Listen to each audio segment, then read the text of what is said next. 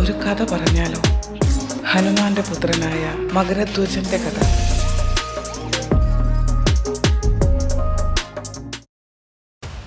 പാതാള ലോകത്തിലേക്കുള്ള യാത്രക്കിടയിലാണ് ഹനുമാൻ. രാമലക്ഷ്മണന്മാർ രാവണന്റെ കുതന്ത്രത്താൽ അപ്രത്യക്ഷരായിരിക്കുന്നു. ഒരിക്കലും സംഭവിക്കാൻ പാടില്ലാത്തതാണ് സംഭവിച്ചിരിക്കുന്നത്. ഹനുമാൻ ഉറങ്ങിപ്പോയി. ആ തക്കം നോക്കി രാവണൻ തൻ്റെ കുതന്ത്രങ്ങളാൽ അവരെ തട്ടിക്കൊണ്ടുപോയിരിക്കുന്നു. വിഭീഷണൻ പലതും പറഞ്ഞ് ഹനുമാനെ ആശ്വസിപ്പിക്കാൻ ശ്രമിച്ചതാണ്. എന്നാൽ എരിതീയിൽ വീണതുപോലെയാണ് ഹനുമാൻ.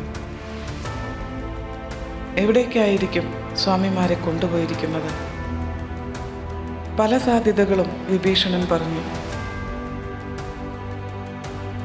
ഏറ്റവും അവസാനം പാതാള ലോകത്തിലേക്കായിരിക്കും എന്നൊരു സൂചനയും പറഞ്ഞു.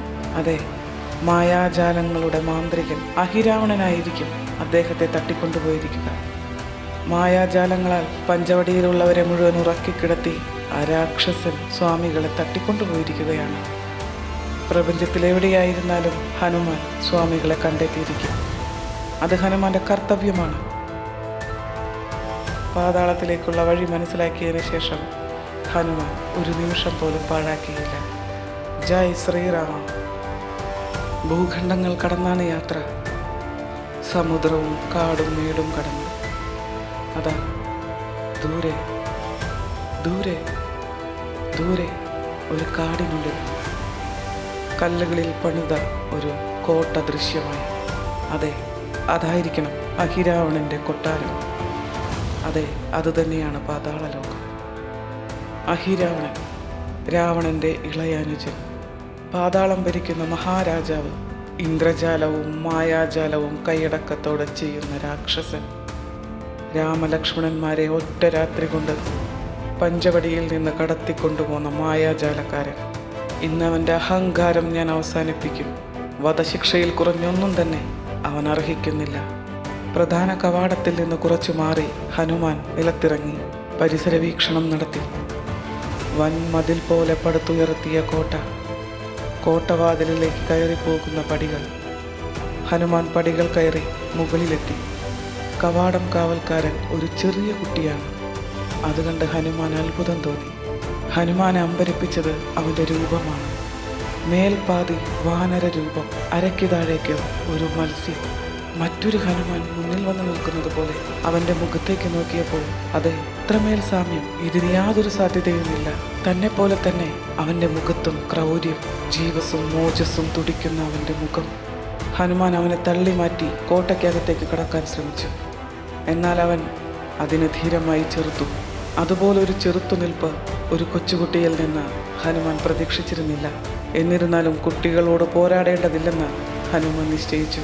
അവനെ തള്ളിമാറ്റി വീണ്ടും അകത്തേക്ക് പോകാൻ ശ്രമിച്ചു. എന്നാൽ അവൻ ശക്തമായി ഹനുമാനെ തീർത്തു. ഹനുമാനും അവനോട് പോരാടാൻ തുടങ്ങി. ഇതിനിടയിൽ ഹനുമാൻ തൻ്റെ മിഴികളടച്ച് ജ്ഞാനദൃഷ്ടി തുറന്നു. ആരാണിവൻ? ഇവൻ്റെ ഉത്ഭവം എവിടെ നിന്നാണ്? വാനരപ്പട ധാരാളമായി പാറക്കല്ലുകൾ ശേഖരിച്ചു കൊണ്ടുവന്ന് കടലിലൂടെ ലങ്കയിലേക്ക് ഒരു പാലം നിർമ്മിക്കാനുള്ള പരിശ്രമത്തിലാണ്. അതിവിപുലമായ ഒരു പരിശ്രമമാണ് അവിടെ നടക്കുന്നത്. എന്നാൽ കൊണ്ടുവന്ന് നിറയ്ക്കുന്ന പാറക്കല്ലുകൾ ഒരു രാത്രി കഴിയുമ്പോൾ കാണുന്നില്ല. ഒരൊറ്റ കല്ല് അവശേഷിക്കാതെ എല്ലാം അപ്രത്യക്ഷമാവുകയാണ്. ഇത് പലതവണ ആവർത്തിച്ചപ്പോൾ വാനരന്മാർ ഇത് ഹനുമാനെ അറിയിക്കാൻ തീരുമാനിച്ചു. അവർ കൂട്ടമായി ചെന്ന് ഹനുമാനോട് കാര്യമുണർത്തിച്ചു.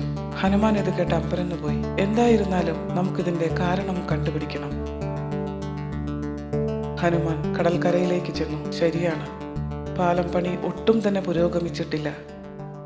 ഹനുമാൻ കാരണമറിയാൻ കടലിലേക്ക് എടുത്തു ചാടി. ഇവിടെ കൊണ്ടുവന്ന് ശേഖരിച്ച കല്ലുകളെല്ലാം എങ്ങോട്ടാണ് പോയത്? ഹനുമാൻ അവിടെയെല്ലാം നീന്തി നടന്നു. ഒരു കല്ല് പോലും കാണുന്നില്ല. പക്ഷെ അദ്ദേഹം മറ്റൊരു കാഴ്ച കണ്ടു. കുറച്ചു ദൂരെ നീന്തി നടക്കുന്ന ഏതാനും കുഞ്ഞു ജീവികൾ. അതേ, അടുത്തു ചെന്ന് നോക്കിയപ്പോഴാണ് മനസ്സിലായത് ഏതാനും മത്സ്യകന്യകമാർ. വളരെ ചെറിയ സുന്ദര രൂപികൾ. എന്തൊരഴകാണ് അവരെ കാണാൻ. അവർ വെള്ളത്തിനടിയിൽ കൂട്ടിയിട്ടിരിക്കുന്ന കല്ലുകളുടെ ശേഖരം ഹനുമാൻ കണ്ടു. നിങ്ങൾ എന്താണ് ഇവിടെ ചെയ്യുന്നത്? ഞങ്ങൾ ഞങ്ങളുടെ റാണിയെ അനുസരിക്കുകയാണ്. എന്ത്? നിങ്ങളുടെ റാണി എവിടെയാണ് താമസം? ദയവ് ചെയ്ത് എന്നെ അങ്ങോട്ട് കൊണ്ടുപോകാമോ? അവർ ഹനുമാനെ തങ്ങളുടെ റാണിയായ സുന്ദരിയായ സുവർണമച്ചയുടെ അടുത്തേക്ക് കൊണ്ടുപോയി. ഹനുമാൻ കാണുമ്പോൾ വളരെ സുന്ദരിയായ ഒരു മത്സ്യകന്യക. അവൾ ഒരു സുവർണ മത്സ്യത്തെ കളിപ്പിച്ചുകൊണ്ട് ആ കടലിനടിയിലുള്ള ഒരു കൊച്ചു കൊട്ടാരത്തിൽ ഇരിക്കുകയാണ്.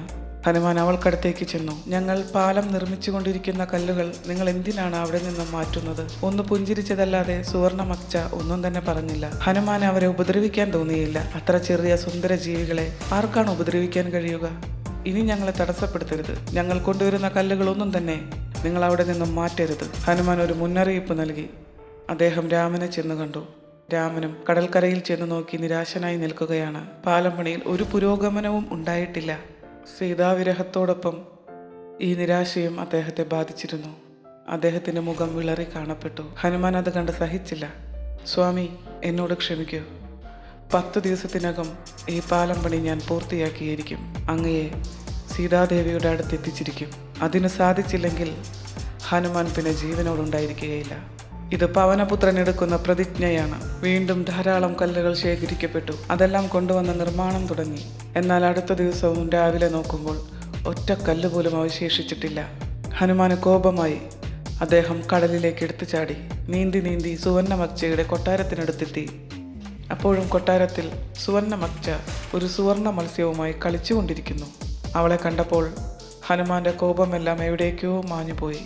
അത്ര ചെറിയ സുന്ദരമായ ജീവിയോട് എങ്ങനെയാണ് കോപപ്പെടുക? ഹനുമാൻ അവൾക്കടുത്തേക്ക് ചെന്നു. എന്തിനാണ് നിങ്ങൾ ഇങ്ങനെ ഞങ്ങളെ ഉപദ്രവിക്കുന്നത്? സുവർണമച്ച പറഞ്ഞു. അല്ലയോ വാനര, ഞാൻ അസുര രാജാവ് രാവണന്റെ പുത്രിയാണ്. എനിക്ക് അദ്ദേഹത്തിന്റെ നിർദ്ദേശമുണ്ട്. ഇപ്രകാരം നിങ്ങൾ ഒരു പാലം നിർമ്മിക്കാൻ ശ്രമിക്കുകയാണെങ്കിൽ ആ ശ്രമം തടയുക എന്നത് എൻ്റെ ചുമതലയാണ്. ഇത് കേട്ട് ഹനുമാന് വളരെ നിരാശ തോന്നി. കേൾക്കൂ, നിങ്ങൾക്ക് കാര്യം എന്താണെന്ന് അറിയുകയില്ല. നിങ്ങൾ രാവണൻ പറഞ്ഞത് മാത്രമേ കേട്ടിട്ടുള്ളൂ. എനിക്ക് പറയാനുള്ളത് നിങ്ങളൊന്ന് കേൾക്കുമോ? സുവർണമച്ച ഹനുമാനെ നോക്കി. ഹനുമാൻ തൻ്റെ സ്വാമി രാമനെക്കുറിച്ച് പറഞ്ഞു, സീതയെക്കുറിച്ച് പറഞ്ഞു, ലക്ഷ്മണനെക്കുറിച്ച് പറഞ്ഞു, സീതാദേവിയെ രാവണൻ അപഹരിച്ചു കൊണ്ടുപോയതിനെക്കുറിച്ച് പറഞ്ഞു, പത്നി വിരഹത്താൽ നീറി ജീവിക്കുന്ന രാമനെക്കുറിച്ച് പറഞ്ഞപ്പോൾ ഹനുമാന്റെയും മിഴികൾ നിറഞ്ഞൊഴുകി. ഹനുമാൻ തുടർന്നു പറഞ്ഞു, മറ്റൊരുവന്റെ പത്നിയെ അപഹരിച്ചു കൊണ്ടുപോയി. രാവണൻ ചെയ്തിരിക്കുന്നത് അധർമ്മമാണ്.